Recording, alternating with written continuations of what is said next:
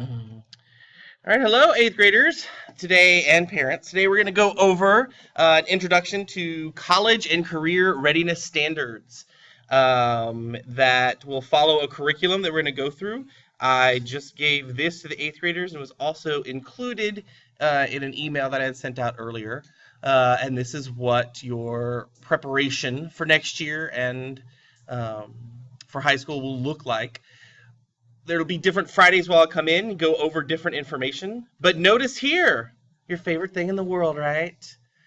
Yay! You will have homework associated with this, but there is one cool thing about this homework is that we encourage you to do it with your parents. So this isn't homework that you have to go do at home for yourself, but we want you to do it with your parents there. Yes? Is it due on Friday or Thursday?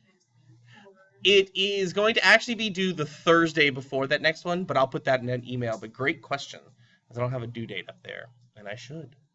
But yeah, it'll be due that next Thursday because I have to have that information, let's say, from this first form to help me with this part when I go over for the next one. So, but yeah, so now I'm giving your parents homework. Isn't that awesome?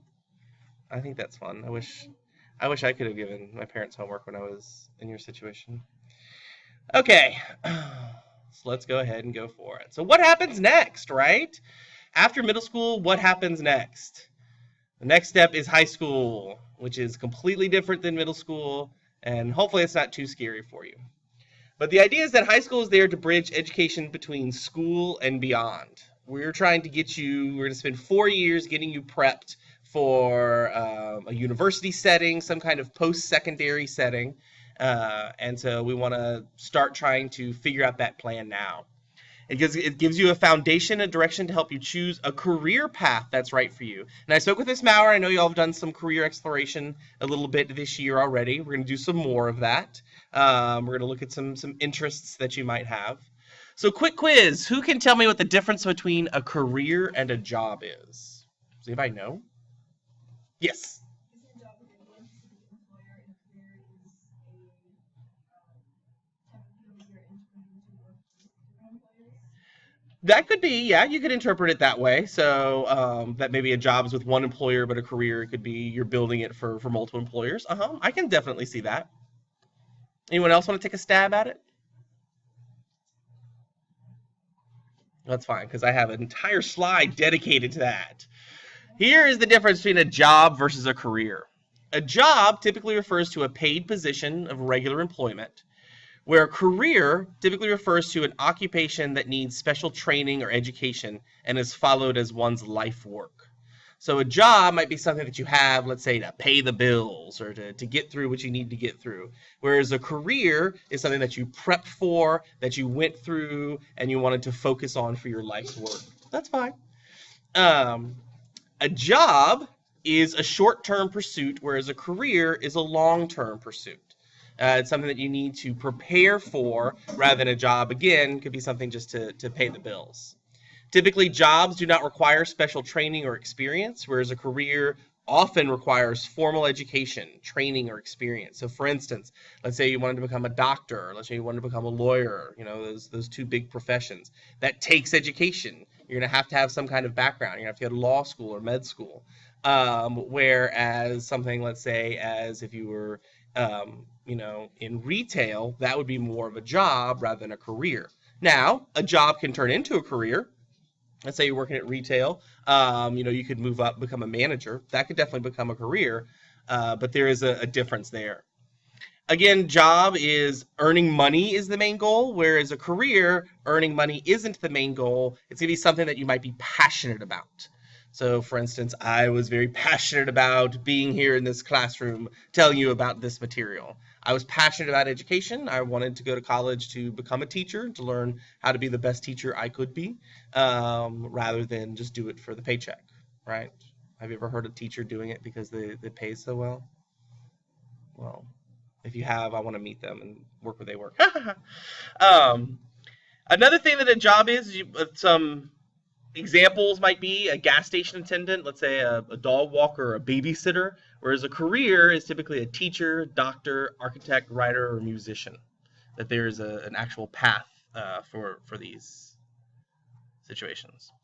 So, what does life after high school look like? It's a big question that we get a lot. Is after high school, what do I do? There are a few things you can do. There are things such as apprenticeships. Oops, going the wrong way. Apprenticeships. You could also get into a certificate program. You could go into the military. There's also trade school that you could go into after high school. There's also 2-year community colleges. There's some for-profit institutions. So if you're going to go, let's say you were, wanted to be a chef or something like that, you could attend. But the big ones that most students know about are private institutions, and public institutions. These are college. When a student typically refers to what are you going to do after high school, go to college. This is what they're referring to, is public institution or private institution. I actually have a handout that I will give you again over email that goes over some post-secondary options that are learning beyond high school that are other than what we focus on here at Chaparral Star Academy. At Chaparral Star Academy, we focus on those top two, the public institution and private institution, a 4-year university. But this gives you some information in case you were interested in choosing another route, such as, let's say, the military, a job training program, or an apprenticeship. And we are here to help you support that. Even though CSA is mainly focused on 4-year institutions, we are open to all kinds of situations for after high school. So again, there's numerous paths that you can take, but again, we focus on that 4-year university. So how do you know which one's best for you, right? You're only in 8th grade. How are you supposed to know this already? Well, you're not. So that's a good thing. If you do know already, awesome. But we don't necessarily expect you to know it. We are actually going to expect you to put you in a situation where high school and beyond is going to help you try to determine that. However, we do need a starting point. We need somewhere to start from to try to figure this out, and that's what all of this is about. That starting point, we're going to start with looking at your interests. What interests you? What are things that you like? What are strengths? And specifically also kind of looking at, your schoolwork. Are you stronger in math and science? Do you like math and science more? Are you more of an English person? Are you, into the arts, let's say in humanities? Which one of those do you fit into? Your values, what do you consider to be something that you're passionate about? So that if we're choosing a career for you, we're kind of looking down that career route, it's got to be something that you're going to like. And then also, what are your dreams? Do you have some dreams of what you want to do with your future self? So we're going to look at all 4 of those to try to help you determine the best career path for you. The other question that we typically get is which choice is recommended? Which choice do we recommend for you? And here at Chaparral Star Academy, we're a school designed with a particular student in mind. Our motto is enabling young minds to pursue their passion in a community of excellence. And we stress that excellence, especially in the high school. The model of our school is to offer accelerated and challenging curriculum with a compacted schedule to offer students a college preparatory education. So our focus during high school, in the 4 years during high school, is preparing you for college, for those 4-year universities. Again, if that's not your path, we definitely help you through that. We can definitely help you. But the main goal of Chaparral Star Academy is to prepare you for a college setting. And again, whereas it's not for every student, the model encourages all of the students to attend a 4-year university. So you're going to be getting a lot of information with that path in mind. And again, if you don't choose college, you can also enlist in the military. You can enroll in a technical or vocational program to earn a professional certificate. You can become an apprentice, find an on-the-job training program. But again, our recommendation, which matches the model of the school, is that all CSA students attend a 4-year university. Yes, question? The university and college mean the same thing, or is there a difference? Great question. The question, just to make sure the parents can hear it, is there a difference between university and college? Do they mean the same thing? So typically when people talk about, oh, where are you going to college? They do mean what university are you going to? So they kind of mean the same thing. When you actually get to a university, you'll notice you'll find out that there is a little bit of a difference between the two. But typically when people say college, they mean university. Great question. So again, our goal is to be college ready. As a high school is to prepare you for the rigor and high expectations of collegiate education at a four-year university. Basically, to be college ready, so that when you get there, you can handle it. Because college can be pretty intense. So if we're giving you a situation where we're preparing you for that, hopefully it's not that intense. And especially your freshman year in college, hopefully you can handle the different situation.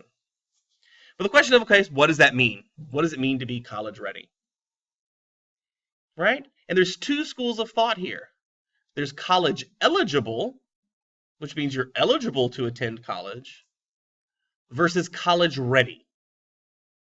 And we want to make sure that we go through those differences. College ready is having the knowledge and skills needed to enroll and succeed in any post-secondary opportunity. So there's a difference between being able to get into college, and there's a difference between being able to get in and doing well in college and being able to succeed. And that's our goal here in the high school, is to give you the skills to be able to succeed in college, to be college ready. So here's some examples of the difference between college eligible and college ready. College eligible means you met course requirements, you earned credit in all necessary courses to apply. So college might say, in order to come here, you must graduate with 4 maths in high school and 3 sciences. And they're going to list all of these courses, and you can check them off. And that's great. That means you are college eligible if you get all those courses. College ready would be a student, let's say, who took higher level versions of those course requirements. Because just because you might have, let's say, gotten world history credit and US history credit, which a university that you want to attend requires, doesn't necessarily mean that you're college ready. College ready is that you have these challenging courses and that you were in the intense and rigorous situation and were successful. College eligible, student earned at least a 70. Let's say you passed all of your courses and you got credit for them in high school. Awesome. You can get into college. But are you ready for the intensity of college? Earning an A or a B in all of those courses would help for you to be college ready, to be able to deal with the intensity of it. College eligible, you passed all 5 end of course exams. And we'll get to that later. An end of course exam is basically STAR, the STAR test that you all love to take. You all love taking it, right? Oh yeah, it's your favorite thing in the world. In high school, you actually only have 5 of them. They're spread out over all high school, and they're called end of course exams. And if you pass them all, awesome, you're college eligible.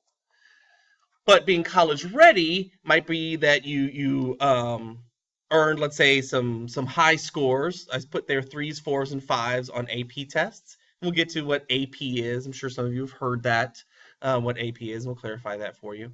In addition to passing all 5 of your STAR exams. College eligible is a student who submitted their essays for college applications and it met the minimum requirements.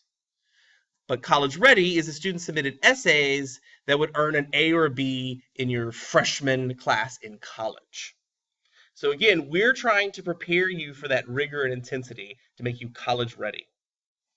Another example for college eligible is that you may have taken remedial courses at college, as you might not have been prepared for, let's say, the math and English, whereas ready is that you're ready to take those freshman courses. Yes, a question? Do you have to worry about like pre-AP tests as well, or is it just AP? It's just AP tests. Pre-AP courses help you to whenever you get into those AP classes, but only a class that has that AP designation is the one that has the test at the end. But awesome that you already know about tests, the AP tests. So, how do we do it?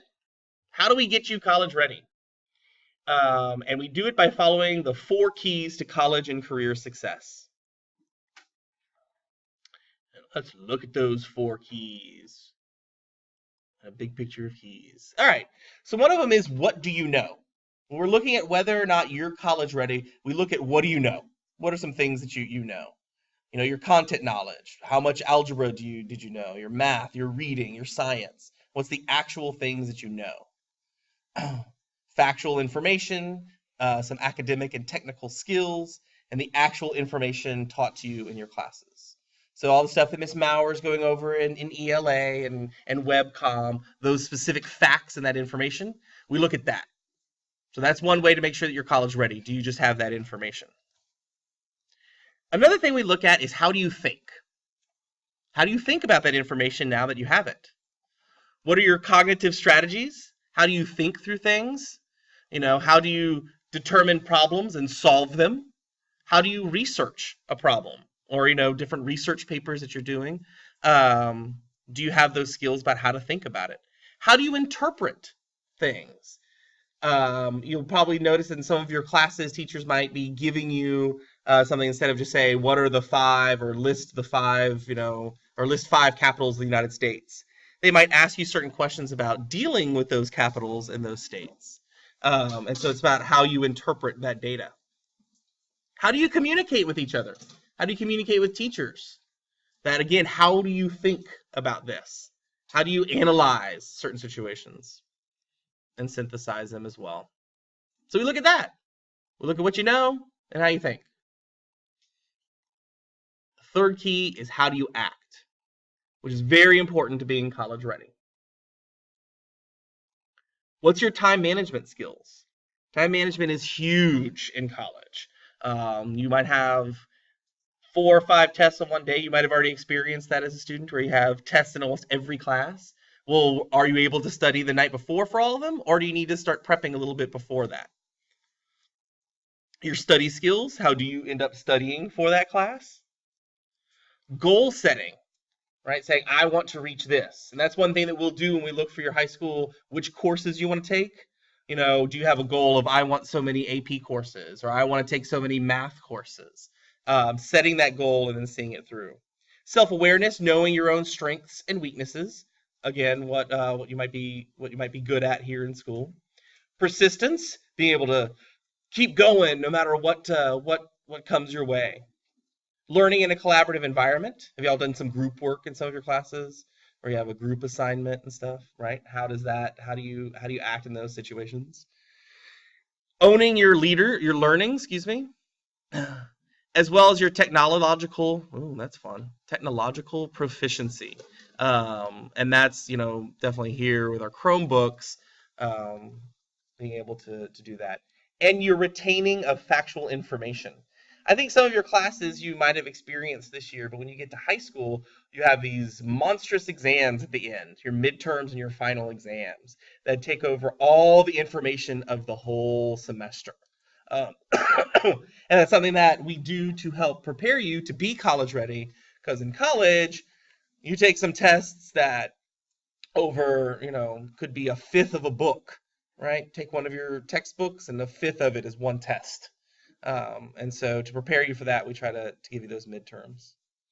And the last key is, how do you go? How are you actually going to get there? So again, what are you going to choose? You're going to choose university, which path you're going to choose, and if so, which university you're going to choose.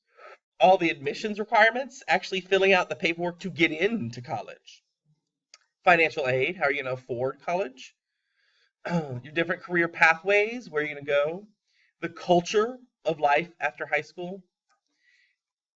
And self-advocacy, which is a big one that we try to do, is that you're going to advocate for yourself and be your biggest cheerleader. This right here, this fourth key, how do you go? That's where I come into play a lot. This is one of my main jobs, is to help you get to university setting, or to get to whatever your post-secondary path is. So this is definitely where I come into play a lot. Not that I don't do for the first three. Your teachers are definitely a huge portion of all four of them. They're a great resource, and I highly recommend that you ask them any question you want to ask them about post-secondary life. So when it comes to specific skills to be college ready, The state of Texas looked at the 4 core subject areas. So they said, all right, if we want students to be ready for college, to be successful, to be able to go in there and be awesome students, we're going to look at their English language arts, their math, science, and social studies. We're going to look at all 4 of these realms.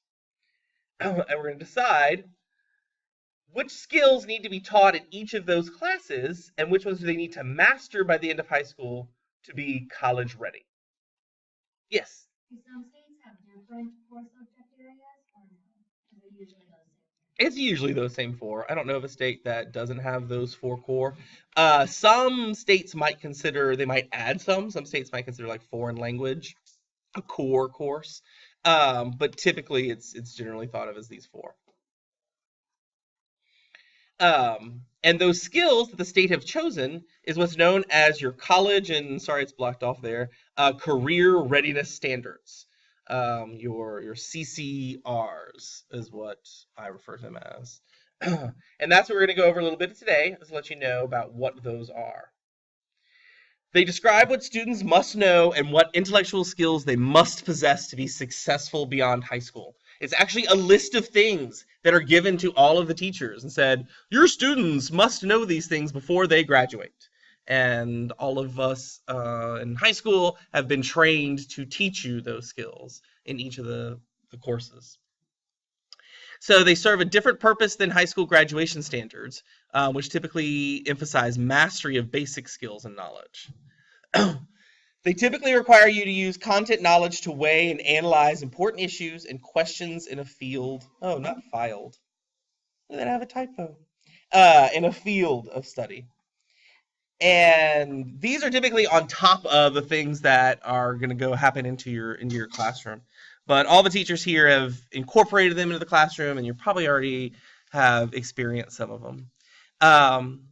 And they distinguish themselves from high school standards, again, by emphasizing that knowledge as a means to an end. And it makes you think on a deeper level.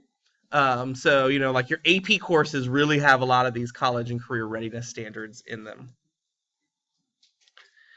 Generally speaking, the more standards a student can demonstrate successfully, the more likely that he or she will be college and career ready. And they focus on another phrase you might hear us say is keystone knowledge and skills. So according to these college and career readiness standards, future employers want employees to have the following skills. So this is what your bosses want you to have in your careers. They want you to be able to read and communicate well. They want you to be able to perform relatively complex mathematical calculations accurately. And a lot of them want you to know Excel to help out with that. To possess a strong knowledge of basic science, and to have a fundamental knowledge of American culture and the world beyond. Do you see how that's kind of falling into like English language arts, math, science, and social studies? I love how it's all fitting there. And they want you to be able to think critically and adjust to changing work environments. So that's what a lot of bosses say that they want their employers to do. So a big question that I also get, and this part's kind of for the parents, but a big question is parents always ask me, how can I ensure that my child is college and career ready? What's something that a parent can do to ensure that this happens? Encourage good study habits. Hopefully you as students are already kind of getting some study habits in for your classes and having some good study habits. So setting a time for homework and research at home is always a good thing. Working, a parent having your parent kind of work with you on things. Encouraging high-level coursework. We always encourage parents to encourage you to take some high-level coursework. For instance, pre-AP classes, AP classes, dual credit courses where you can actually go to Austin Community College and take some classes there. Want to encourage to take high-level graduation options, such as the distinguished level, and we'll get to what that is.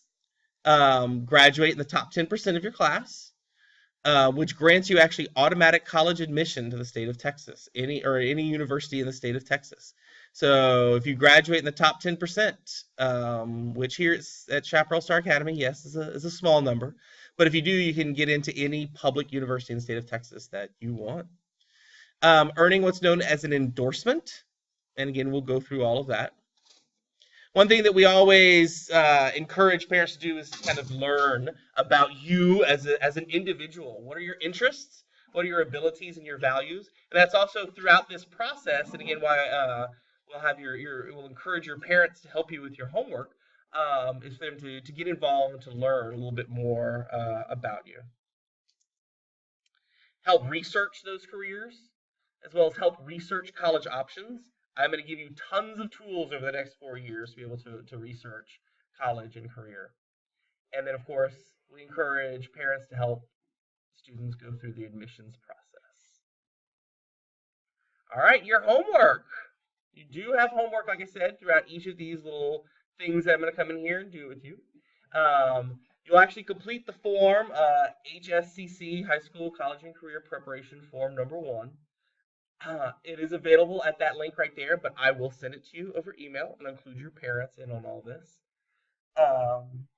And again, we highly encourage parents to help you complete this form, so that we're all working together to figure out your high school, college, and career readiness. And completion of the form is due Thursday, February 22nd. And I'll include that in the email.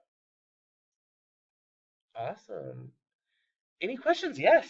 Do you need to fill out the form online or do you need to print it out? Great question. Another great question. You will fill it out online. In fact, you'll actually have to use your Chaparral Star Academy email to log in.